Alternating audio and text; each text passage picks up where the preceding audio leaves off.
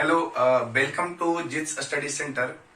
जैसा कि आप सभी स्टूडेंट्स को पता है कि मैं आपके द्वारा भेजे गए जो सवाल होते हैं व्हाट्सएप पे, मैं उसका सॉल्यूशन प्रोवाइड करवाता हूं। और आप भी अगर चाहते हैं कि आपके प्रश्न का जो सॉल्यूशन है वो आपको लाइव दिखे तो आप अपने सवाल को हमारे व्हाट्सएप पे भेज सकते हैं। हम उसका जो एक्चुअल कॉन्सेप्ट वाइज जो आपका सॉल्यूशन हो सकता है मैं उसको आपको प्रोवाइड करवा दूंगा। ओके, तो चलते हैं आज के सवाल पे कि आज का सवाल क्या आया है आपके लिए। मैं एक बार सवाल पढ़ दे रहा हूं, आप सवाल को थोड़ा गौर से देखिएगा और उसके बाद मैं उसका सॉल्यूशन आपको देता हूं। ओके, तो देखिए आज का जो सवाल है वो ये कहता है, आपके स्क्रीन पे दिख रहा होगा, आप देखिएगा सवाल। आज का सवाल है कि आनंद एक वस्तु के मूल्य को 50% तक अंकित करता है और फिर 20% की छूट देता है और उसे अंकित को बेच देता है। अंकित उसे खरीदने की लागत से 20 अधिक में बेचता है। यह बिक्री कीमत वस्तु की मूल लागत से 30% अधिक है। ठीक है, तो बोला है कि अंकित का लाभ प्रतिशत क्या होगा। देखिए ये एक लाभ हानि का सवाल है और सबसे पहले आपको ये समझना होगा कि जब सवाल में परसेंटेज वाइज कोई चीज पूछा होगा, जैसे इसने पूछा है कि अंकित का जो है परसेंटेज लाभ क्या है, तो जब परसेंटेज वाली कोई भी सवाल पूछे ना तो इसमें एक्चुअल वैल्यू से कोई लेना देना नहीं होता। आप एक्चुअल वैल्यू पे जाओ ना जाओ कोई उससे अंतर नहीं पड़ता है। तो अभी देखिए सवाल में ये बोला है कि कोई एक ऐसा शख्स है जिसका नाम आनंद है, उसने क्या किया है कि एक वस्तु को 50% तक अधिक मूल्य पर अंकित कर दिया है। मतलब आप इसको ऐसे समझ सकते हो कि मैं इसको देखो बोर्ड पे समझाने का प्रयास कर रहा हूं। आप इसको इस तरीके से लिख सकते हो कि कोई भी वस्तु अगर 100 रुपया की रही होगी तो आनंद क्या किया होगा, इसमें 50% बढ़ा करके यानी कि 150 रुपया, 100 रुपया का 50% 50 होता है, 50 रुपया बढ़ा करके यानी कि 150 रुपया उस वस्तु के मूल्य पर अंकित कर दिया होगा, है ना। आनंद ने क्या किया कि इस 150 रुपया पे 20% का छूट दे करके, आप खुद सोचिए कि 150 रुपया का 20% का छूट दे दिया और इसके बाद उसने क्या किया कि अंकित को बेच दिया। ओके, तो ये आपका जो है अंकित का जो सीपी है यानी कि क्रय मूल्य जो है अंकित का वो 150 में 20% कम होगा। तो आप ये कह सकते हो कि 150 रुपया का 80% होगा। अर्थात जब इसको आप कैंसिल आउट करोगे तो ये देखो 15 गुने 8 करेंगे तो 120 रुपया होगा, है ना। आप इसको रुपया में बोल सकते हो। अब हम ये बोल रहे हैं कि देखिए 100 रुपया तो इसका एक्चुअल मूल्य था, उस वस्तु का जो एक्चुअल प्राइस था वो 100 रुपया था, पर आनंद ने ऐसा किया था कि 50% बढ़ा करके यानी 150 रुपया अंकित कर दिया और फिर 20% का छूट दे करके उसने अंकित को बेच दिया। ठीक है, तो अंकित को बेच दिया है तो अंकित उसको खरीदा यानी कि अंकित का क्रय मूल्य कितना है, 120 रुपया।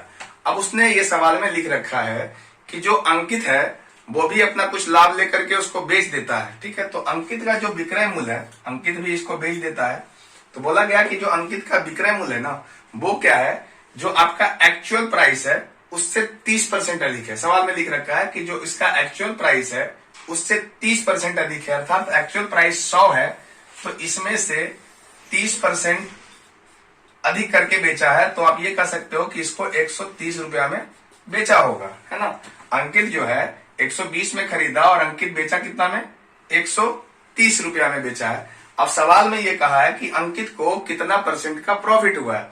आप देखो खुद यहां से कि 120 की वस्तु को अगर कोई 130 में बेचे तो आप कहोगे कि इसको जो लाभ हुआ है यानी जो प्रॉफिट हुआ है वो आपका 10 का हुआ है ना।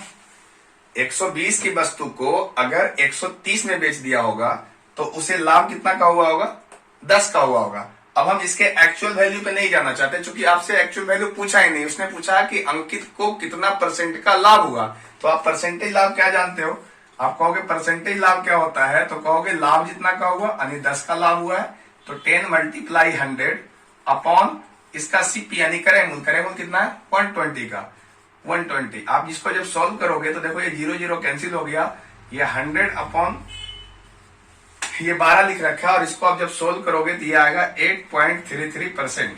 ये इसका एक्चुअल लाभ आया। ठीक है, तो आपने देखा कि हमने 100 रुपये माना था और उसी 100 रुपये से मानते हुए हमने इसका लाभ परसेंटेज निकाला, हमने इसका एक्चुअल वैल्यू पे नहीं गया।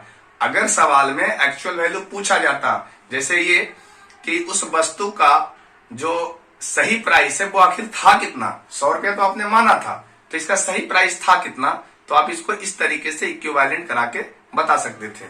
जैसे अब देखिए सवाल में ये बात लिख रखा है कि जब अंकित ने वस्तु को खरीदा 120 में और फिर सवाल में ये देख रखा है कि अंकित ने बेचा कितना में, उसके एक्चुअल वैल्यू से 30% का लाभ लेकर के बेचा, यानी 130 में बेचा। फिर सवाल में उसने ये भी बोला है कि एक्चुअल वैल्यू दिया है कि अंकित जो है जितना सामान खरीदा है और जितना में बेचा है उस दोनों में 20 रुपया अधिक है। सवाल में लिख रखा है कि अंकित 20 रुपया अधिक लेकर के सामान को बेचा है। आप खुद देख रहे हो कि अंकित ने 10 रुपया ज्यादा लेकर के बेचा है जब आपने वस्तु में 100 रुपया माना था। ठीक है, 10 रुपया ज्यादा लेकर के बेचा है, पर वो एक्चुअल में जो 10 है वो 20 के समतुल्य है, इक्विवेलेंट है, क्योंकि सवाल में दे रखा है कि 20 रुपया ज्यादा लेकर के बेचा है। तो आप इसको ऐसे कर सकते थे कि 10 जो है इक्विवेलेंट 20 होगा, तो एक इक्विवेलेंट क्या रहा होगा, 2 हो जाएगा, है ना। अब अगर कुछ भी पूछा जाता तो आप इसका सवाल का जवाब दे सकते थे। जैसे वस्तु का वास्तविक में मूल्य था कितना, तो वस्तु का वास्तविक मूल्य आपने 100 माना था, तो एक इक्विवेलेंट 2 है, तो वस्तु का वास्तविक मूल्य 200 रहा होगा। इस प्रकार अगर वस्तु का वास्तविक मूल्य 200 रहा होगा तो उस वस्तु को कितना रुपया मार्केट प्राइस किया गया होगा, तो ये 150 है, तो 150 को आप 2 से मल्टीप्लाई करो तो ये 300 रुपया किया गया होगा। आप ऐसे भी सोच सकते हो कि अगर वस्तु का वास्तविक मूल्य 200 रहा होगा और 50% एक्स्ट्रा लेकर के अंकित किया होगा तो वो 300 ही रहा होगा। तो इस तरीके से तमाम सवाल का आप जवाब दे सकते हो। उम्मीद है आपको ये सवाल समझ में आया होगा। बाई कॉन्सेप्ट भी आप इस चीज को सीख पाए होंगे। आपका भी अगर कोई ऐसा सवाल है जिसका आप सॉल्यूशन चाहते हो तो आप स्क्रीन पे दिए हुए व्हाट्सएप नंबर पे ये सवाल भेजो, हम आपको इसका सॉल्यूशन यूट्यूब के माध्यम से प्रोवाइड कराएंगे। अगर आप इस चैनल पे नए हो तो आप चैनल को सब्सक्राइब करिए और ज्यादा से ज्यादा शेयर करिए ताकि और बच्चों का जो सवाल है हम उसका सॉल्यूशन प्रोवाइड करवा पाए। Okay, thank you.